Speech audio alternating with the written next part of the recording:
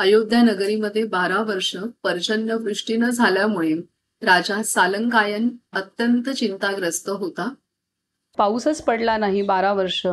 तर त्यामुळे त्याचं कारण काय असेल हे जाणून घेण्यासाठी राजाने सर्व ऋषींना विचारलं. तर सर्व ऋषींनी सांगितलं की जे अमर आणि ज्यांनी सर्व सृष्टी आत्तापर्यंत पाहिलेली आहे, सर्व सृष्टीची उत्पत्ती, विनाश आणि सर्व काही, तर असे मार्कंडेय ऋषी आहेत, ऋषीश्रेष्ठ मार्कंडेय मुनी आहेत. तर त्यांना आपण विचारूया की का असं घडलं या राज्यामध्ये, अयोध्या नगरीत असं का घडलं की 12 वर्ष पाऊसच पडला नाही. तर त्यामुळे ते मार्कंडेय ऋषींच्या आश्रमात येतात आणि मार्कंडेय ऋषी सांगतात की श्री मार्कंडेय वदले,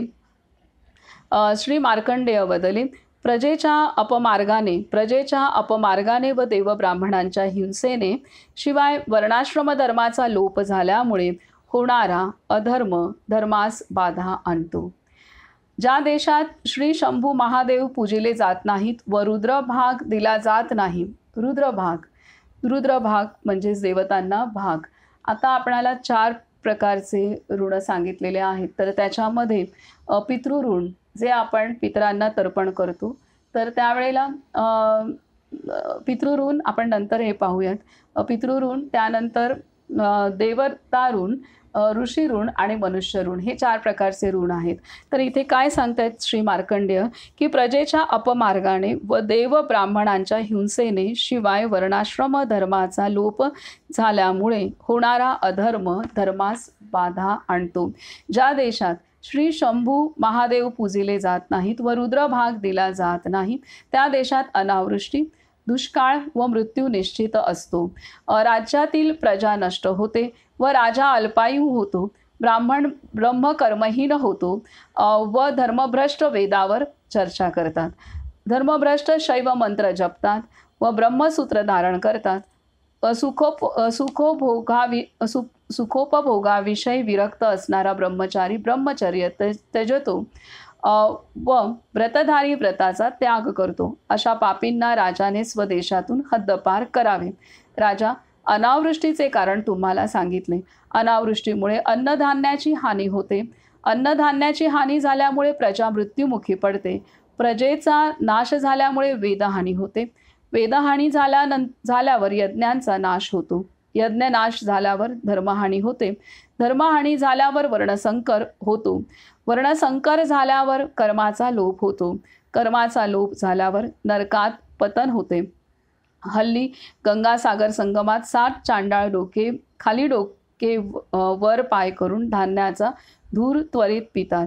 यामुळे सर्व देवता, सिद्ध, गंधर्व व किन्नर थरथर कापू लागले आहेत. तर ही सर्व जी वाक्य आहेत अत्यंत महत्त्वाची आहेत. आणि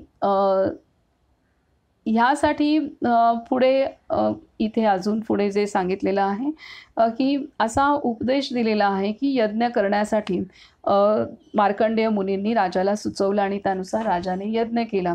तर इथे सर्वात महत्त्वाचं आहे की 4 प्रकारचे ऋण आपणाला आपल्या शास्त्रात सांगितलेलं आहेत. ते म्हणजे पितृऋण, ज्या कुळात आपण जन्म घेतलेला आहे त्यातील पूर्वजांना त्यांच्या प्रति कृतज्ञता व्यक्त करण्यासाठी पितरांना आपण पिंडदान देणं आणि जलपान करवणं. तर हे पितृऋण जसं आपल्याला ज्या तिथींमध्ये सांगितलेलं जातं त्यानुसार आपण करणं हे आवश्यक आहे. त्यानंतर दुसरं ऋण आहे की देवऋण सांगितलं आहे. तर देवऋण जे आहे, तर देवऋणामध्ये यज्ञ हे प्रधान सांगितलेलं आहे. आता ही जी सृष्टी निर्माण केलेली आहे, तर ही सृष्टी निर्माण करत असताना भगवंताने ही सृष्टी 3 शक्ती, ज्या मुख्य शक्ती आहेत ब्रह्मा, विष्णू आणि महेश, या 3 मुख्य शक्ती, या 3 मुख्य देवता आणि सर्व सहाय्यक देवता, ह्या सर्वांच्या आधारे ही सृष्टी निर्माण केलेली आहे. आणि ह्यामध्ये सर्व तत्वांच्या देवता आहेत हे आपण पाहिलं, की सर्व जी 5 महाभूतं निर्माण झाली त्यांच्या देवता आहेत. त्यानंतर सर्व जे काही सृष्टीमध्ये दिसतं तिथं प्रत्येक ठिकाणी देवता आहे हे आपणाला ह्या अध्यायांच्या माध्यमातून, पण प्रत्यक्षात त्या देवता चंद्रदेवता आहे, सूर्यदेवता आहे, वायुदेवता, जलदेवता, अग्निदेवता. आता आपण पर्वतांची पण देवता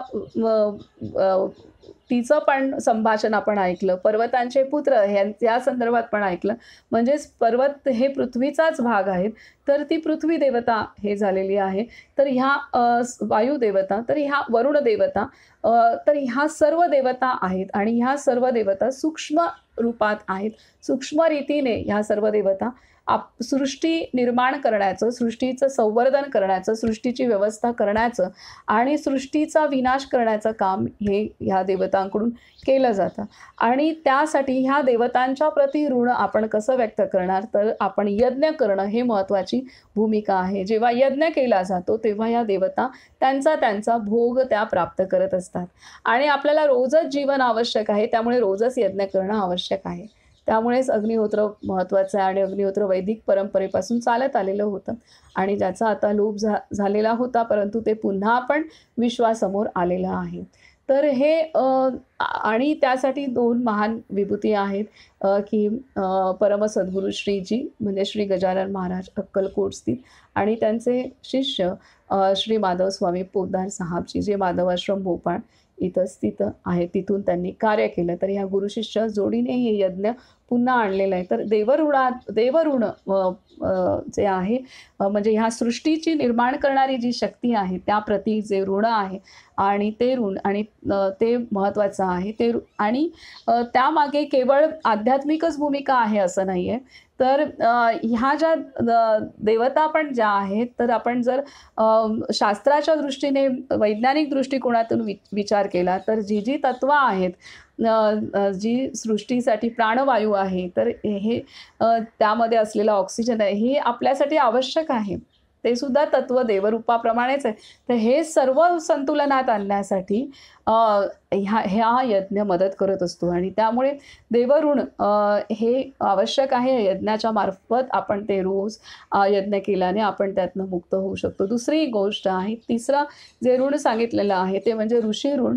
ऋषीऋण म्हणजे ज्या ऋषींनी जे शास्त्र रचलेलं आहे आणि जे अनुभव घेतलेले आहेत, जे त्यांनी तपस्येमध्ये आणि स्वतः प्रत्यक्षात जे त्यांनी अनुभूती घेतली आहे, जे त्यांनी ज्ञान आत्मसात केलेलं आहे, ज्या ज्ञानाचं आचरण केलेलं आहे, त्यातून जे अनुभवातनं आलेलं शास्त्र त्यांनी आपल्या वेद पुराण ह्या माध्यमातून लिहून ठेवलेलं आहे आणि आपल्या संतांनी आपल्या ग्रंथांच्या माध्यमातून लिहून ठेवलेलं आहे. तर त्याचं अध्ययन करणं हे ऋषीऋण अध्ययन केलं असता ऋषीऋणातून आपण कर्तव्य आपलं पूर्ण करतो. त्यानंतर चौथा आहे की मनुष्य ऋण. तर त्यामध्ये आपण दान करणं हे आहे. आवश्यक त्या वस्तू गरजवंतांना देणं हे मनुष्य ऋणातून मुक्त होण्यासाठीचा मार्ग आहे. तर हे 4 प्रकारचे ऋण आहेत, आवश्यक आहेत. आता जेव्हा आपण हे ऋण ह्यापैकी सर्वच ऋण महत्त्वाचे आहेत. एक जरी वर खाली झाला तरी सुद्धा असंतुलन सुरुवात होते आणि असंतुलन एक जरी वर खाली झाला तरी आपण जे धर्म आचरण करतो तिथे कुठेतरी अधर्माला सुरुवात होते आणि असाच करत एक आपण ह्या ऋणांपैकी कितीतरी गोष्टी आपण आचरण करत नाही. त्यामुळे अधर्म आपल्या जीवनात प्रवेश करतो. अधर्म प्रवेश केल्यामुळे आपली भगवंतातली आस्था सर्व निघून जाते आणि अधर्माचंच राज्य प्रस्थापित होतं, जे इथे सर्वत्र प्रस्थापित झालेलं आहे.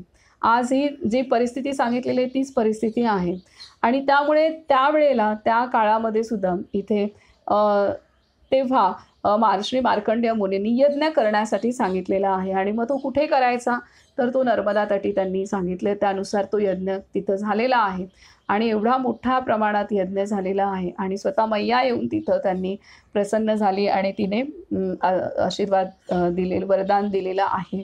तर हे एवढा मोठा एवढं मोठं सर्व महत्त्व आहे प्रत्येक ऋणाचं, पितृऋणाचं, देवता ऋणाचं, त्यानंतर ऋषी ऋणाचं आणि त्यानंतर मनुष्य ऋणाचं. हे आपण अभ्यास केला तरच, ऋषी ऋण पण का महत्त्वाचं आहे, अभ्यास केला तरच कळेल की आपण काय करायला पाहिजे. स्वाध्याय केला तरच कळेल, स्वाध्याय करणं तर केला की आपण ऋषी ऋणाचं उत्तरदायित्व त्या काहीतरी आपण थोडा फुल ना फुलाची पाकळी तरी आपण परत करण्याचा प्रयत्न करतोय.